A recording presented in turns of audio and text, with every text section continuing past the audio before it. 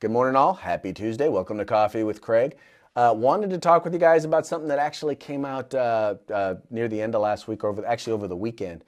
And it's something that's raised a lot of ire with a lot of folks. Matter of fact, if you go into your local gun shop and ask them about it, I'm sure that you will probably get a little bit more than you bargained for. Anyway, so over the weekend, Kamala Harris, our outgoing Attorney General, and her Justice Department, okay, we'll call it that because it's officially called Justice Department.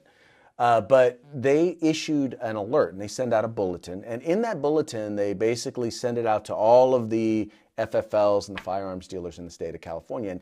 And in this bulletin, they wanted to make it a point to let them know that if you have firearms that were affected by some of the gun apocalypse laws, specifically AB 1135 and SB 880, which is the bullet button ban. If you have those firearms, if they possess those firearms after January 1, that they could be subject to prosecution.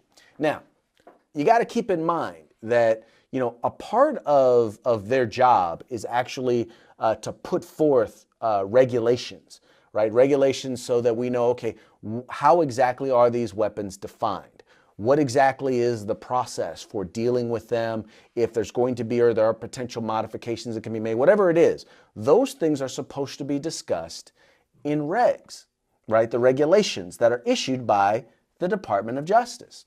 Now, mind you, nothing's been issued by the Department of Justice. The Department of Justice has sent absolutely nothing, have done absolutely nothing in regards to issuing those regulations. So how do you know specifically if your firearm meets that definition? Well, quite frankly, in many cases, and once again, this is specifically for dealers, FFLs. If you as individuals have one, well, according to the law, you'll have until the beginning of next year to actually, or 2018, before you actually have to register it. Now, mind you, once again,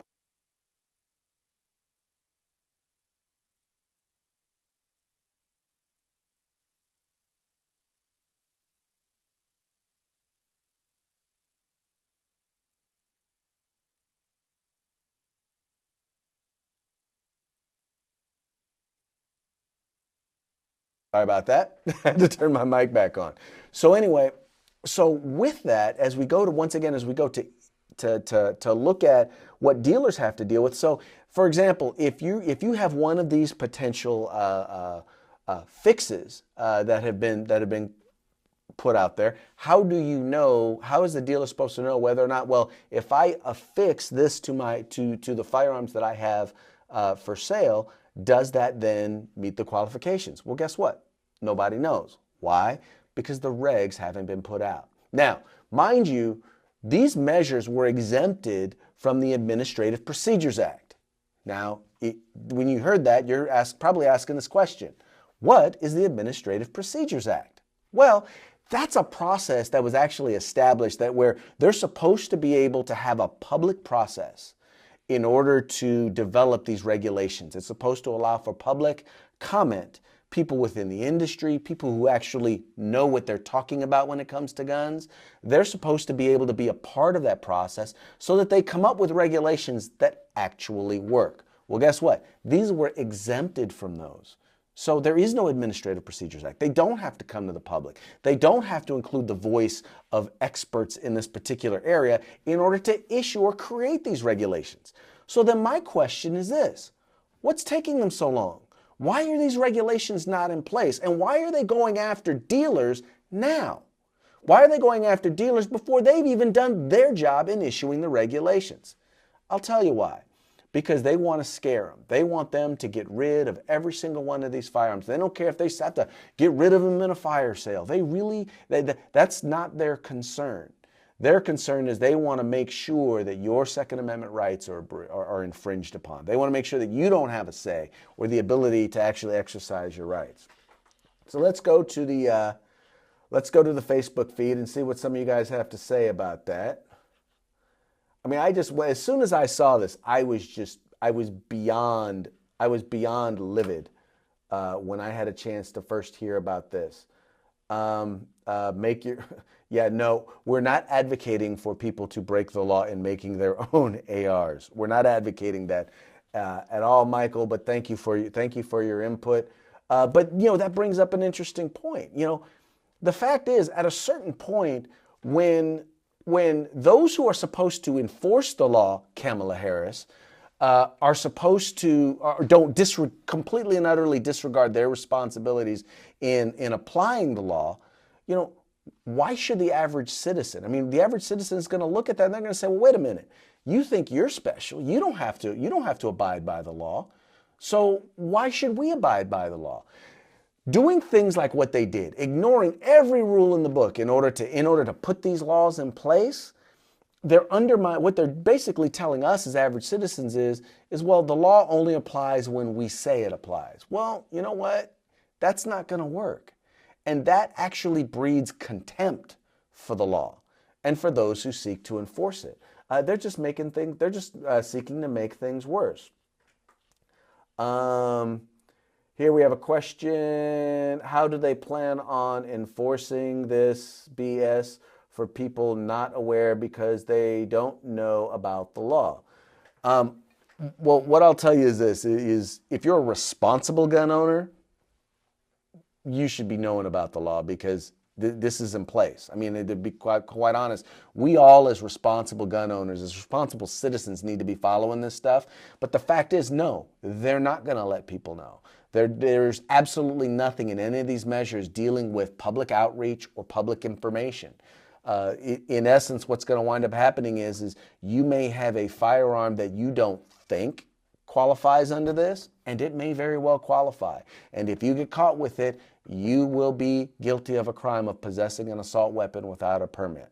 And I don't really know that there's a whole lot that we're going to be able to do about that. And they don't really care whether or not, we know or whether or not we have the ability to stand up. Politicians believe they are above the law. Yes, very often they do. They seem to think that laws don't apply to them. I always thought it was funny how they exempt themselves from workplace rules. They exempt themselves from ADA laws and ADA rules, all because they can. Let's see. Do we have any other interesting questions here? Well,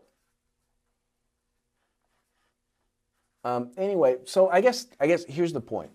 The point is this, is that I think it's important that we make it a point to stay connected because, this is the first salvo that's been fired across our bow, and we need to make sure that we're standing up. Right. So one of the things that we need to be conscious of is what are the dates that we need to be wary of? Well, first and foremost, after January 1st, you're not going to be able to purchase a firearm, a bullet button firearm or bullet button AR. So if you want to get one, now what they've told the dealers is this.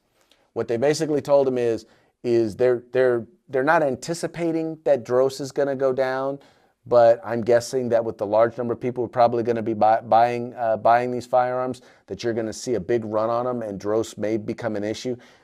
If a firearm is not purchased, in other words, if you haven't gone in and begun the process, purchased it and started the DROS on December 21st, you will be too late if you want to purchase one of these firearms.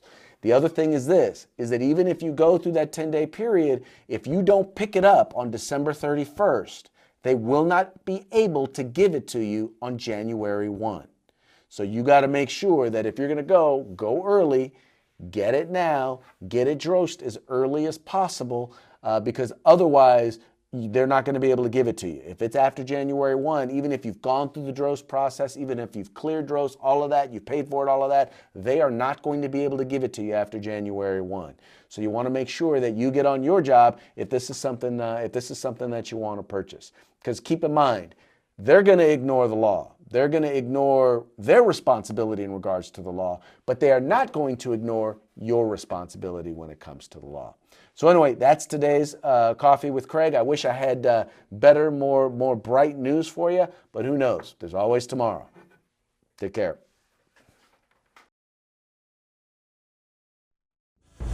If you like these updates, please share them with your friends and subscribe to our YouTube channel.